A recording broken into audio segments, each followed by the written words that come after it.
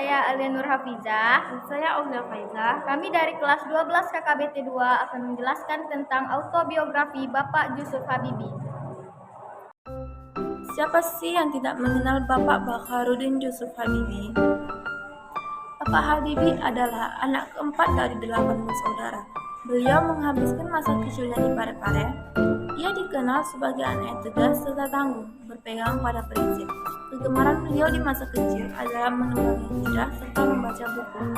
Kecerdasannya sudah terlihat sejak ia kanak-kanak. Bapak Habibie sempat menjadi saksi hidup di mana pesawat perang dunia II merusak desa yang ia tinggali bersama keluarganya di Parepare. Pengalaman tersebut membuat Bapak Habibie kecil sempat memusuhi pesawat terbang. Namun, ayahnya Alwi Abdul Jalil Habibie memperingati ia bahwa tidak semua pesawat terbang terlihat pesawat terbang. Bahkan, pesawat bisa digunakan untuk alat transportasi.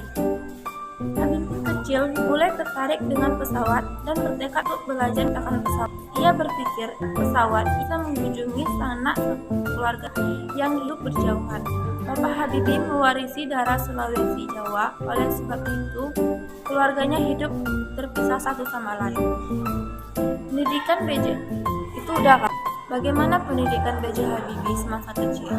Pendidikan B.J. Habibie waktu SD yaitu Sekolah Dasar Parepare, melanjuti Sekolah Menengah Pertama 5 Bandung, dan melanjutkan Sekolah Menengah Atas di Sekolah Menengah Atas Rio Vermen Mid-Lebar School, sehingga melanjutkan ke Universitas Negeri yaitu Institusi Teknologi Bandung, Delft University of Technology, dan melanjutkan kuliah di Asian University. Apa saja karya-karya dari Bapak B.J. Habibie? B.J. Habibie dikenal mahir dalam membuat pesawat. Banyak pesawat yang diciptakan oleh Habibie. Di antaranya ialah pesawat R-80. Pesawat ini dirancang dengan teknologi terbaru dan super canggih dengan tingkat keamanan yang tinggi bagi penumpang. Tak seperti pesawat pada umumnya, pesawat R-80 dilengkapi dengan teknologi fly-by-wire yang menggunakan sinyal elektronik dalam memberikan perintah.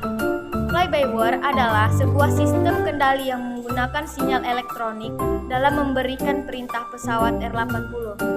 Pesawat ini dirancang oleh PT Regio Aviasi Industri. PT ini adalah perusahaan yang bergerak dalam bidang perancangan, pengembangan, dan manufaktur pesawat terbang. Perusahaan ini didirikan oleh B.J. Habibie bersama putra sulungnya Ilham Akbar Habibie. Perusahaan ini khusus mengembangkan pesawat R-80 yang merupakan lanjutan dari pesawat N-250 yang juga ciptaan Habibie. Pesawat buatan Habibie direncanakan akan terbang pertama kali di Bandar Udara Internasional Kartajati, Jawa Barat, yang masih dalam tahap pembangunan. Kemudian, karya B.J. Habibie lainnya ialah pesawat N-250.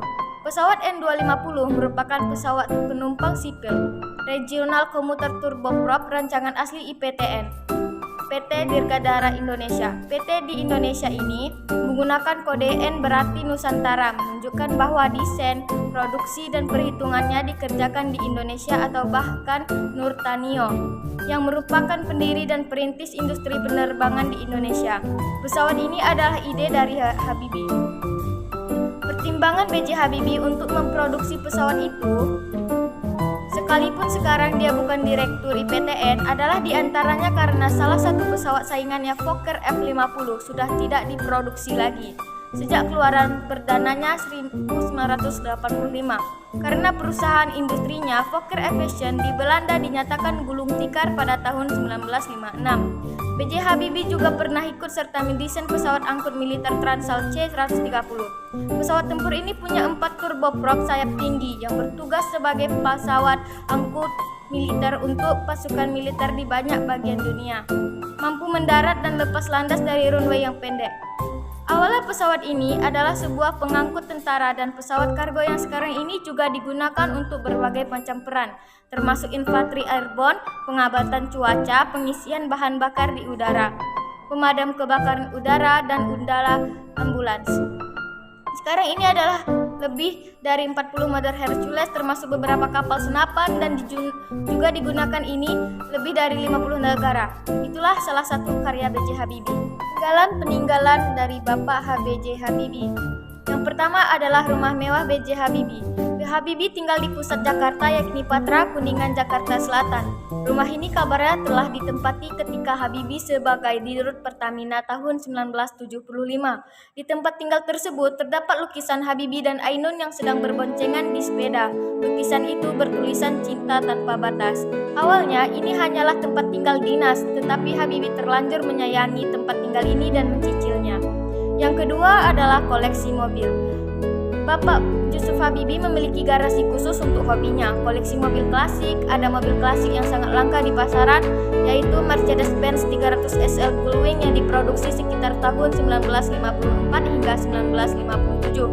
Mobil ini dirancang sebagai kebutuhan khusus oleh Maximilian Hoffman, importir mobil Eropa di Amerika Serikat.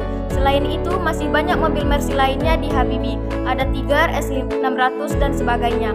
Yang ketiga adalah koleksi moge. Tidak hanya mobil, motor besar juga bisa ditemui di garasi Habibie. Koleksi motor tersebut juga terungkap dalam video yang diunggah Kevin Hendrawan. Salah satunya adalah Harley Davidson Bad Boy 1340 cc. Mesin ini tidak terlalu menarik bagi konsumen. Harganya sendiri sekitar $11.000 yang setara dengan versi 1956 seharga 153 juta. Empat adalah gedung tertinggi di RI.